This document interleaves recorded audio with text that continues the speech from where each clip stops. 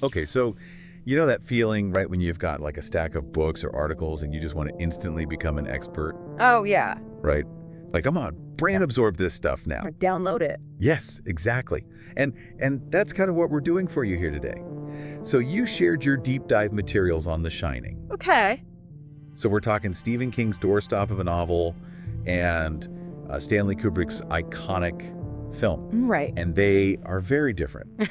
And then there's that legendary anecdote, you know, the one about a certain Joey Tribbiani Mm-hmm. and a frozen book. Yeah, And you know, but the way you think about it, it makes a bizarre kind of sense. it does. So our mission today is to really just like carve through the differences between the book and the movie, unearth those truly terrifying moments that the movie kind of skipped over, Mm-hmm. and yeah, figure out the logic of giving a literary masterpiece the cold shoulder. Okay, sounds good. Let's dive in. All right, let's do it. So, looking at all this material you've given us, Yeah, it's amazing how much Kubrick's film departs from King's original novel. right. It's not just little changes here and there. We're talking almost like completely different stories in some aspects. Wow. And one of the biggest differences that jumps out is how they handle the supernatural stuff. The movie really waters down a lot of the supernatural stuff or just straight up cuts it out. Okay. Take the moving topiary, for instance. Wait, hold on a sec. You're saying those aren't just like regular hedges shaped like animals in the book? Nope. They come alive. They come to life, What? like full-on stalking the family. Okay, that is so much creepier than just getting lost in a hedge maze. Oh, absolutely. Like a maze is annoying, sure, but a giant leafy lion hunting you down? Yeah. That's terrifying. Yeah, no kidding. And the movie gives us the maze. Right. Visually, it's cool, but it feels like they missed a chance to show some really unique and terrifying supernatural horror. It does. And what does that tell us about how King and Kubrick each approached the story? Like, they're so different. Right. That's the key question, I think. This one change really shows how differently they saw the story. The book presents the Overlook as an active evil force, almost like a character itself. It's always messing with the family, threatening them. And the living topiary is like a physical form of that evil, like a direct expression of the hotel's bad energy. Oh, wow. And then there's the wasp nest. Hold on, wasps? What do wasps have to do with all this? So in the book, Jack finds an abandoned wasp nest, Okay. and for some reason he gives it to Danny. And later those wasps come back to life and they swarm Danny's room. Well, that's creepy. It's a really bad omen. Like the Overlook is reaching out and messing with their lives. Wow. It also kind of foreshadows what happens to Jack. Right. But the movie completely cuts this out. Just like it cut out the moving topiary. And this changes the focus. It makes Jack's breakdown seem more like it's all in his head rather than something caused by the hotel. So you're saying the book is more about the hotel actively corrupting Jack, Yes, almost like a possession. whereas the movie focuses more on his own internal struggles. Exactly. The novel gives the Overlook a purpose. It's not just a setting. It's like another character that wants something. That's a great point. And this difference is even clearer when you look at the endings, right? Absolutely. We've got the iconic image of Jack frozen in the snow in the movie. Right. Chilling, ambiguous. But in the book, the whole hotel blows up because of that neglected boiler. That's a huge difference. What do you think Kubrick was going for with that frozen ending? I think he was trying to say something about evil. You know how it never really goes away? Oh, I see. The boiler exploding in the book? That feels like the end of the Overlook. Like it's finally defeated. Right. But the movie's ending. It's like a cycle. Evil keeps coming back. That's a much more disturbing thought. And speaking of things that are different, Danny's shining powers are way stronger in the book than they are in the movie. You're absolutely right. In the novel, Danny's connection with Hallorann is like a lifeline. They can communicate telepathically. It's how he gets warnings and support. And his ability to see ghosts and have premonitions is much stronger. It's a major part of the story. So he's got more of a direct line to the supernatural. Exactly. It's like he's got this superpower, but it's also really scary for him. That makes sense.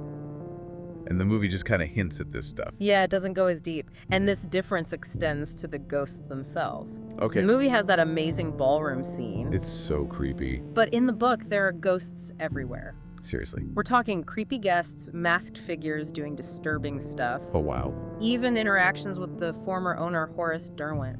No way. Yeah, it's Huh. a much more vivid and scary picture of the hotel's history. And the hotel's backstory is more detailed too, right? Oh, yeah. King really goes into the Overlook's past. Mm-hmm. Mob stuff, suicides. It sounds intense. It really sets up the hotel as this place soaked in evil, and it makes you understand why it's so messed up in the present. Okay, that makes sense. And then there's Hallorann. Oh, yeah. What happens to him is so different. In the movie, he shows up to help, but Jack kills him with an axe. Right. Brutal, but in the book, he survives. No way. He actually helps Wendy and Danny escape. That's a game changer. It is. It gives the story a bit of hope, like good can win.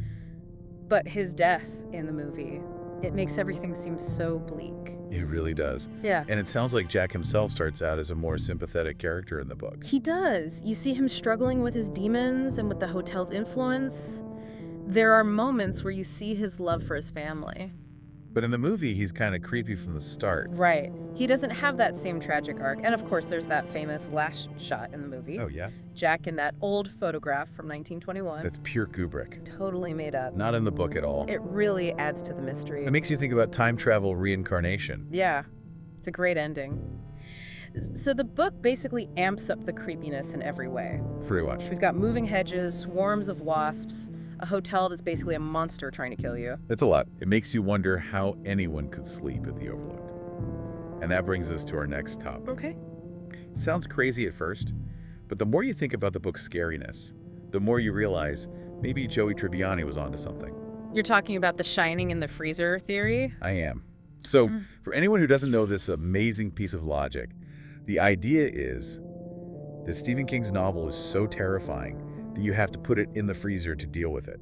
Like it's some kind of monster. Exactly. It sounds totally ridiculous, like something you do with leftovers. But when you think about how immersive King's writing is and how messed up the story is, it starts to make sense. In a weird way. In a weird way.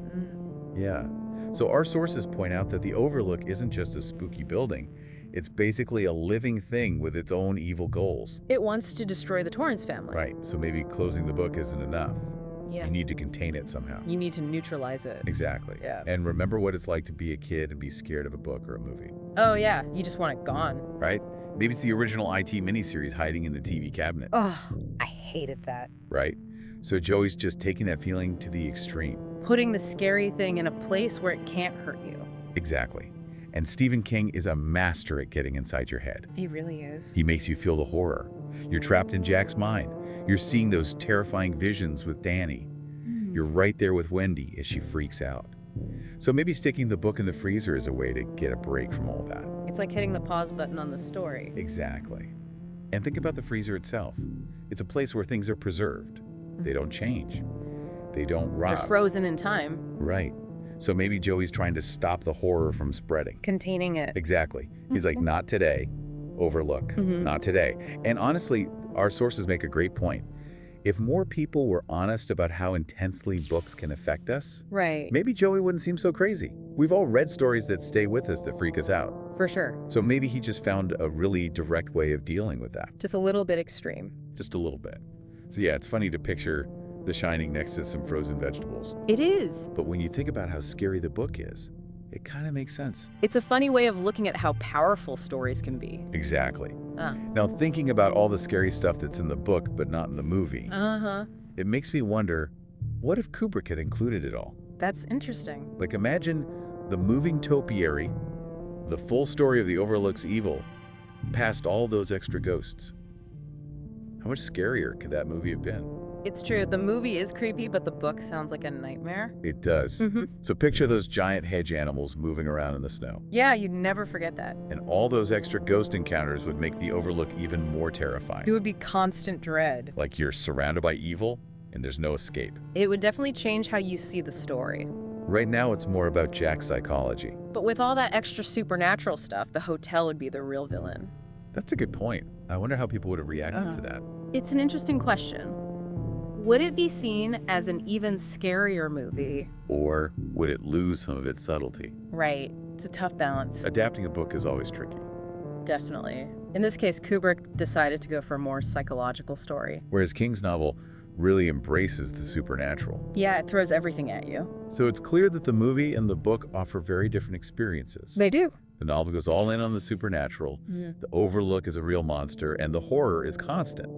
And while the movie is scary in its own way, It definitely tones things down. And who knows, maybe Joey Tribbiani had the right idea about how to handle King's terrifying vision. Maybe he did. So listener, we're curious. Which version of The Shining do you prefer? The psychological film or the full-on supernatural novel? And be honest, have you ever read a book so scary that you thought about putting it in the freezer? That's a question we've all asked ourselves, right? It makes you wonder, what if Kubrick had put all those extra scary scenes from the book into the movie? Right. How would that have changed the movie? Yeah. Would it be even more famous? Or would it have lost some of what makes it special? It's something to think about when you watch the movie or read the book again. Exactly. Thanks for listening. See you next time. Bye.